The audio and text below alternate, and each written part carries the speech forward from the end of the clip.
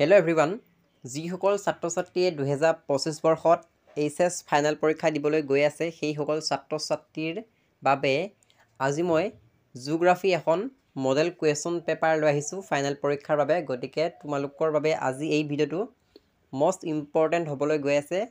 গতিকে ভিডিঅ'টো স্কিপ নকৰাকৈ আৰম্ভণিৰ পৰা শেষলৈকে চাই যোৱা। বহুতো ছাত্ৰ ছাত্ৰীয়ে ৰিকুৱেষ্ট কৰি আছিলে যে জিঅ'গ্ৰাফী কুৱেশ্যন আনচাৰ লাগে। গতিকে আজি মই কুৱেশ্যন আনচাৰ লৈ আহিছোঁ 15টা। এইকেইটা তোমালোকে লিখি ল'বা বহীত আৰু প্ৰেক্টিছ কৰিবা। গতিকে ভিডিঅ'টো আৰম্ভ কৰিছোঁ।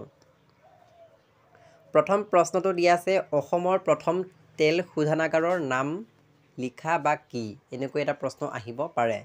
ইয়াৰ উত্তৰটো হ'ব ডিগবৈ আৰু ইয়াৰ চনটো কি? 1901 চনত স্থাপিত হৈছিলে। গতিকে এইটো মষ্ট ইম্পৰ্টেণ্ট কুৱেশ্যন হয়।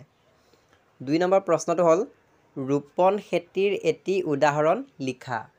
ৰোপণ খেতি কাক বোলে সেইটো চাবা, তাৰ লগতে উদাহৰণটো হ'ল চাহ খেতি। এইটো পৰীক্ষাত আগতে আহিছে। কপাহ খেতিৰ বাবে কেনেকুৱা মাটি উপযোগী? কপাহ খেতিৰ বাবে আমি ক'লা মাটি উপযোগী বুলি ভাবোঁ। গতিকে উত্তৰটো লিখিব লাগিব কপাহ খেতিৰ বাবে ক'লা মাটি উপযোগী। চতুৰ্থ বৃত্তিৰ এটা উদাহৰণ লিখা। উত্তৰটো হ'ব শিক্ষণ প্ৰশিক্ষণ। তোমালোকে পৰীক্ষাত চাব লাগিব যে চতুৰ্থ বৃত্তি কাক বোলে, পৰীক্ষাত আহিব চতুৰ্থ বৃত্তি কাক বোলে আৰু চতুৰ্থ বৃত্তিৰ এটি উদাহৰণ দিয়া। গতিকে উত্তৰটো ধুনীয়াকৈ লিখিবা। 5 নম্বৰ প্ৰশ্নটো হ'ল পানী প্ৰদূষণৰ দ্বাৰা সৃষ্টি হোৱা বেমাৰৰ নাম লিখা। উত্তৰটো হ'ব কলেৰা। ৰেংমা পাহাৰ ক'ত অৱস্থিত? উত্তৰটো হ'ব নাগালেণ্ডত অৱস্থিত।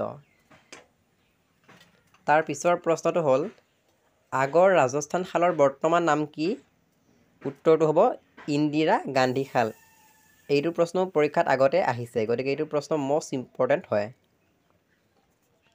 কি ধৰণৰ প্ৰদূষণে এচিড বৰষুণ সৃষ্টি কৰে? উত্তৰটো হ'ব বায়ু প্ৰদূষণে।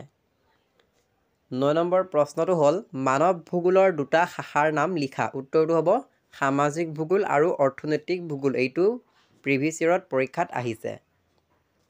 পৃথিৱীৰ মূল উপাদান দুটা কি কি? পৃথিৱীৰ মূল উপাদান দুটা হ'ল স্থলভাগ আৰু জলভাগ। NHAIৰ সম্পূৰ্ণ নামটো কি? এনেকুৱা এটা সম্পূৰ্ণ নাম লিখা পৰীক্ষাত আহিব। ইয়াৰ উত্তৰটো হ'ব national highways authority of India.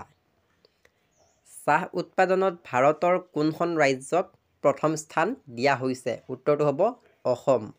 Assam ৰাজ্যক চাহ উৎপাদনত ভাৰতৰ প্ৰথম স্থান দিয়া হৈছে। পৰিবহণ মানে কি?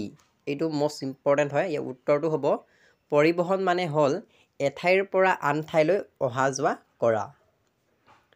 14 নম্বৰ প্ৰশ্নটো হ'ল এখন জৈৱ সংৰক্ষিত অঞ্চলৰ নাম লিখা। উত্তৰটো হ'ব মানাহ জৈৱ সংৰক্ষিত অঞ্চল। আজি ভিডিঅ'টোৰ শেষৰ প্ৰশ্নটো হ'ল নদীৰ কোন অংশক মোহনা বুলি কয়?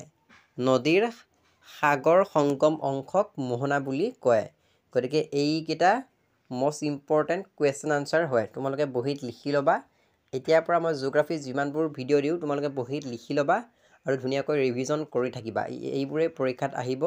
আৰু তোমালোকৰ বাবে লং কুৱেশ্যন লাগে নে নালাগে তোমালোকে কমেণ্ট কৰি জনাবা। যদিহে তোমালোকে কোৱা লং কুৱেশ্যন লাগে বুলি, পৰৱৰ্তী ভিডিঅ'ত মই লং কুৱেশ্যন আনচাৰসমূহ লৈ আহিম। আৰু লং কুৱেশ্যন আনচাৰসমূহ যদি তোমালোকৰ লাগে চেনেলটো ছাবস্ক্ৰাইব কৰি ল'ব লাগিব, ভিডিঅ'টো এটা লাইক কৰি দিব লাগিব আৰু যিমান পাৰা শ্বেয়াৰ কৰি দিব লাগিব। আৰু তোমালোকে কমেণ্ট কৰি জনোৱা যে লং কুৱেশ্যন লাগে নে নালাগে।